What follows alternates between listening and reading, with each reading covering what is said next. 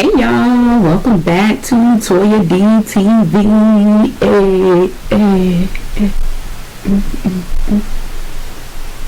What was the dance back in the day? Something like this. So stupid. Anyway, we are back, y'all, and it is my self-care week. Now, I normally don't put out videos on my self-care week. However, with this particular episode, I wanted to give y'all something.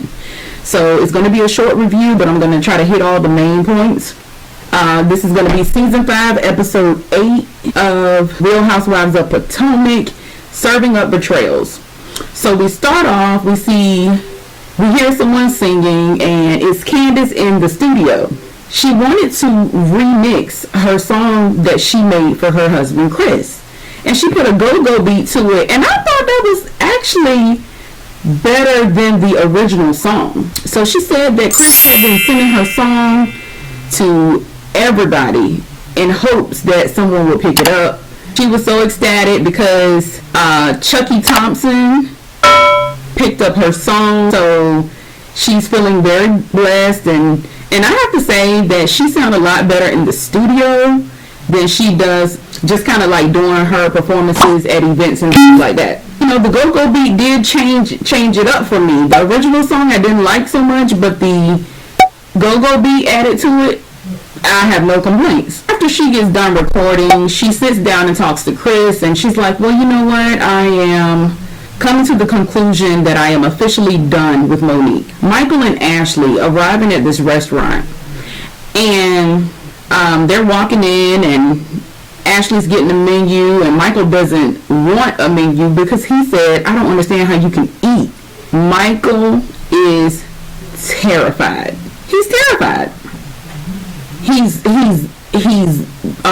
blushing like his blood pressure is up or something. And they are at this restaurant apparently to talk about the accusations, all of the news that has surfaced on Michael being at a hotel with somebody.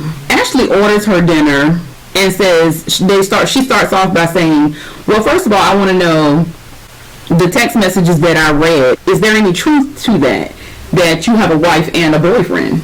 And he said no. Michael did admit to being in the hotel with somebody. Michael says that he met a girl at the strip club. Him and his boys went to MGM, and the girls went too. So he said while they were there at MGM, one of the girls asked, hey, do you want to go back to a hotel? And Michael apparently said okay. He said that they kissed in the cab ride on the way to the hotel, and he was so drunk he passed out and fell asleep. He said next thing he know, he woke up and there was a girl next to him, and he got up to check the time on his phone, and apparently the girl snapped a picture. Ashley has this furious look in her eyes. Like, Ashley looked like this could truly be the final straw for her.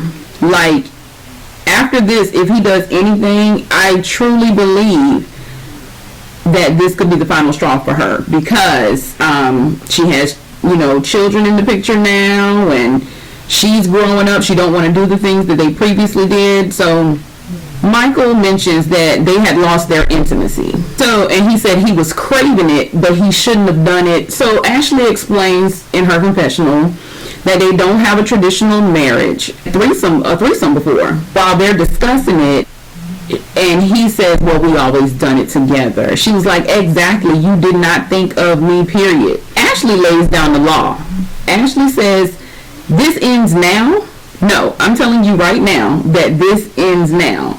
He says, so all the fun is over? And she's like, yeah, it's over. Ashley says, you know what? We can truly just go ahead and peacefully separate right now.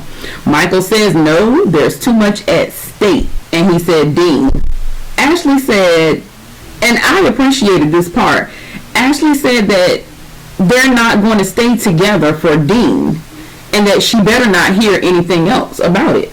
Like, she better not hear anything else about Michael being out in a hotel doing anything crazy. If she does, it is going to be catastrophic for their relationship. At this point, Michael kinda is boiling over like a tea kettle.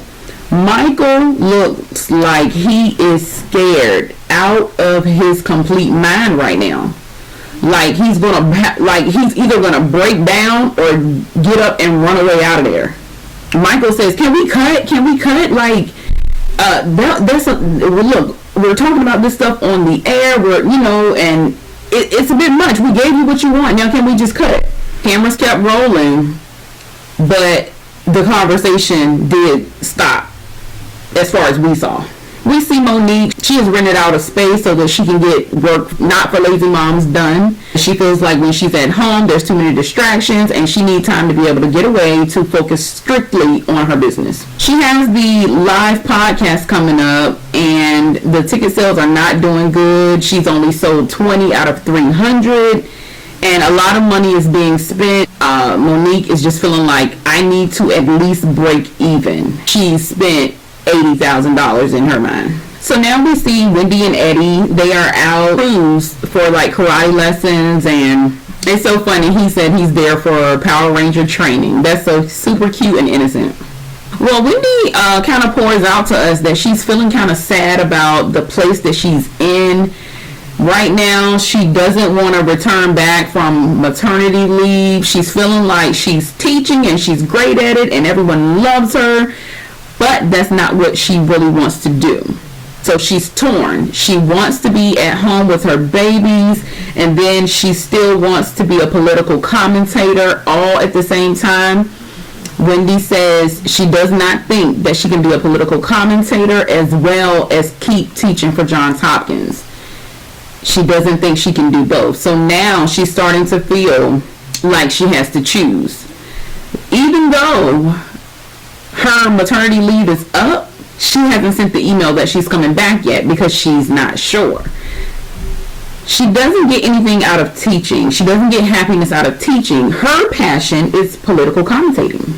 She was raised like, as Nigerians, your parents sacrifice so much for you that you either are going to be a doctor or a lawyer. Right now, she doesn't know if she wants to travel down any more of that path. She's trying to figure out what's next for her, and she doesn't want to disappoint her mom because her mom has sacrificed for her to get to this point, and her mom her pride and joy is the fact that her daughter is a doctor teaching at Johns Hopkins. So she doesn't want to break her mom's heart. So Wendy got a lot of kind of like big decisions on her plate right now, so she's overwhelmed with that.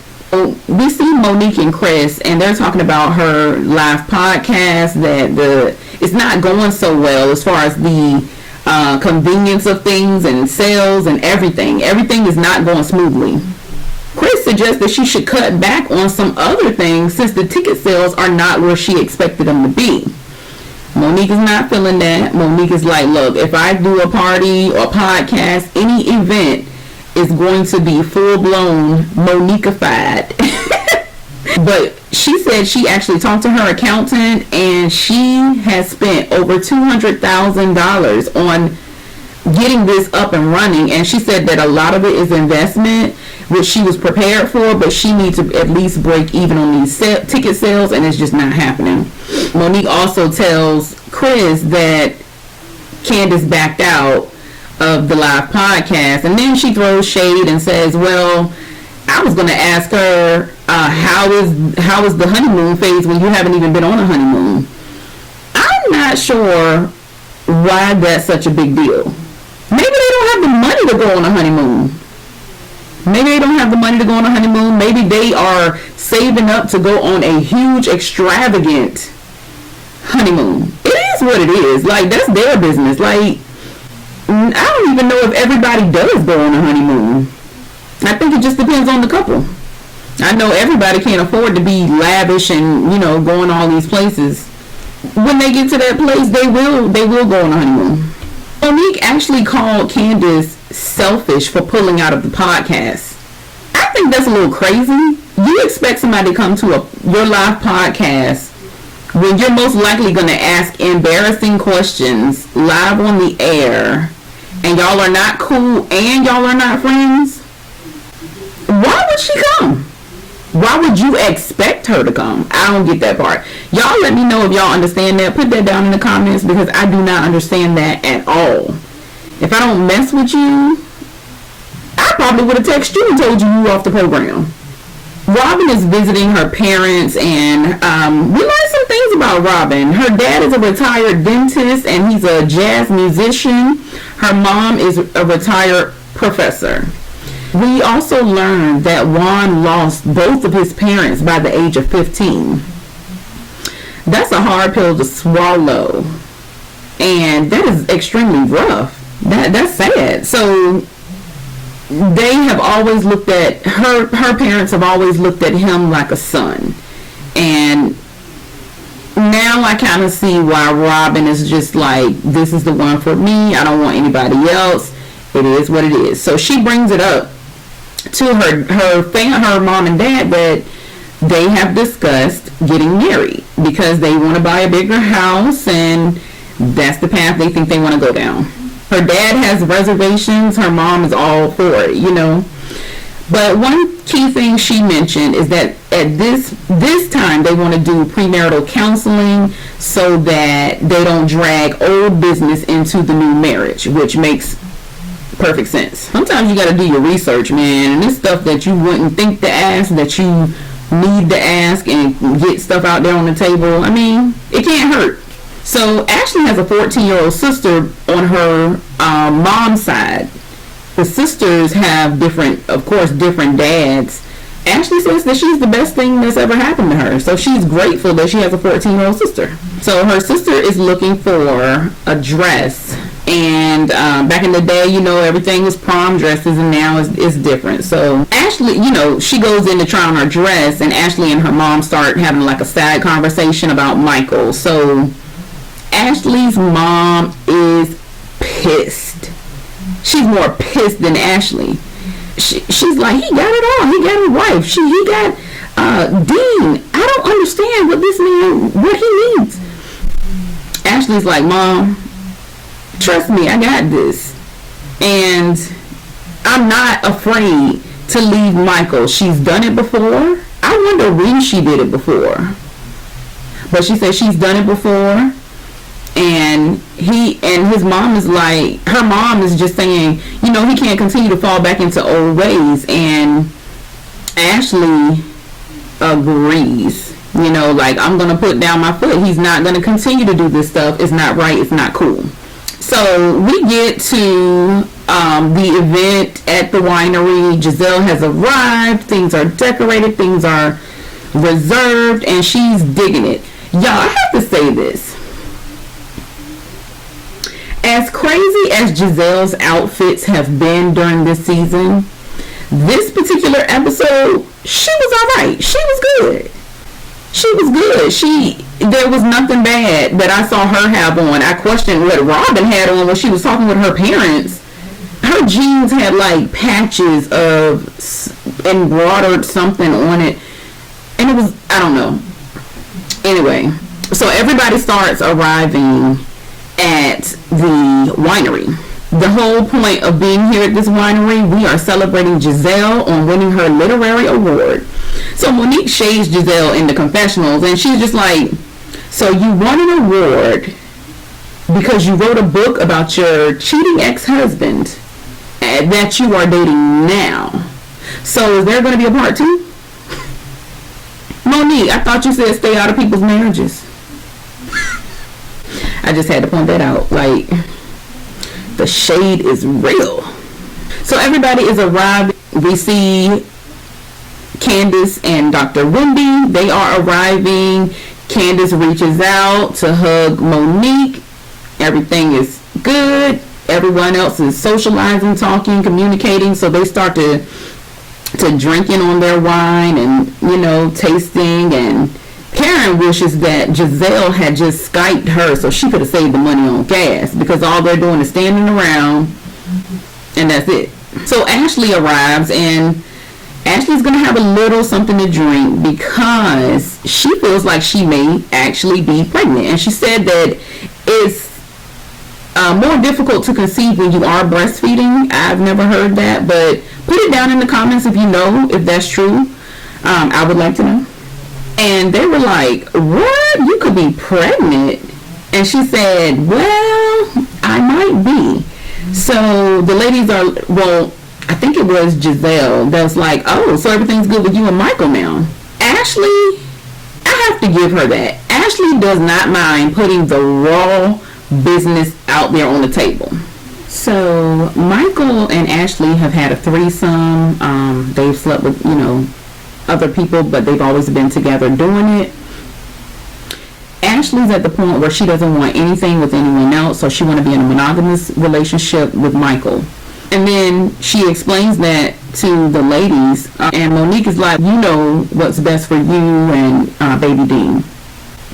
And Ashley just lets everybody know that she's very surprised and very pleased by the people being supportive to her, because she knows that she has run her mouth and put her mouth in other people's marriages as well as their relationships.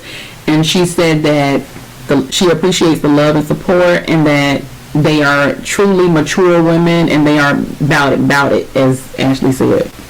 About it. Just kind of chatting or whatever. And Candiace is like, I love you guys. Karen is like, oh, so after the wine you love us. And Monique is like, well, that's what it takes. Here's where everything begins. And Ashley's like, so are you guys good? She's talking about Monique and Candiace. And Candiace is like, we are where we are. Cancellations happen. Monique says that she's meeting her where she is, and that's back there. Wendy's like, well, back there is not a good place. Candiace said, I love Monique, even though she pretended to be asleep. Monique says that Candiace would not understand because she doesn't have kids. I guess she's saying just the preparation of everything for the ladies to be able to come there was a toll on her, took a toll on her. Because she said that, Candiace is like, oh, so your mom shaming me? Monique said, I was asleep because I was tired. And Candiace is like, I appreciate all that you did. Monique was like, why would I pretend to be asleep? Monique said, just ask, were you asleep? Monique says that it's about not having a conversation with someone that can't have a conversation. So Gizelle was like, but y'all had a big friendship. Monique was like, no, we didn't. It was a facade of a friendship. I hate to see them in this place, y'all. I really do. I like both of the ladies. Both of the ladies are beautiful. Both of the ladies are doing their own thing. They're in different places in their life. And I feel like everybody in this group can kind of learn something from somebody else. And this has become way more than what I thought it was going to be. So Wendy took the knife from Candiace because Candiace was dinging on the glass. And I love Monique. I love Monique. I noticed that Ashley got the heck out of there as soon as they started arguing. As soon as they started going back and forth, Ashley dipped. Candiace started doing the most. She's twirling around in the floor acting like Monique, and Monique is calling her, oh, what's that leopard? What's that? Chia pet? I'm sorry, but that was funny.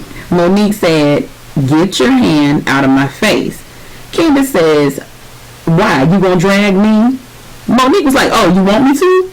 I gotta say this. The first time I watched this, I thought Candiace was like, oh, so you gonna drag me? And Monique was like, do you want me to? I thought Candiace kept saying, so you gonna drag me? No. Candiace said, why? You gonna drag me? This is after she had her hand in Monique's face. Monique was like, do you want me to? And Candiace started saying, drag me. Drag me. So that turned the tables for me, because what I saw was drag me. I saw hair flip, which to me, you touch my hair, you are touching me. That's just like if you pull somebody's hair, that's just like you assaulted them. So I saw hair flips. Then I saw a shoulder push from Candiace. Candiace reached over and pushed Monique, but Monique did flip her hair. Okay. After that, it was a wrap. I heard, let her go, Monique! And it went off. Tell me, y'all, I wish I could put a poll up. In your point of view, who actually started that fight? Who actually started that fight? That's one question. Who Who do y'all consider to be the aggressor, like the first person to literally touch somebody? Who do y'all consider that? Because some people consider hair flipping to be assault, some people don't. I will say this, those hair flips in Married to Medicine had Toya and Mariah fighting outside by the pool because of the exact same scenario of hair flipping because you're mad. Let me know down in the comments. I want to know, who do y'all think started it? Who was the aggressor? They both could have did things differently. Do you agree with that? Let me know, y'all. I gotta get back to me. It's my self-care week. All right, y'all, later.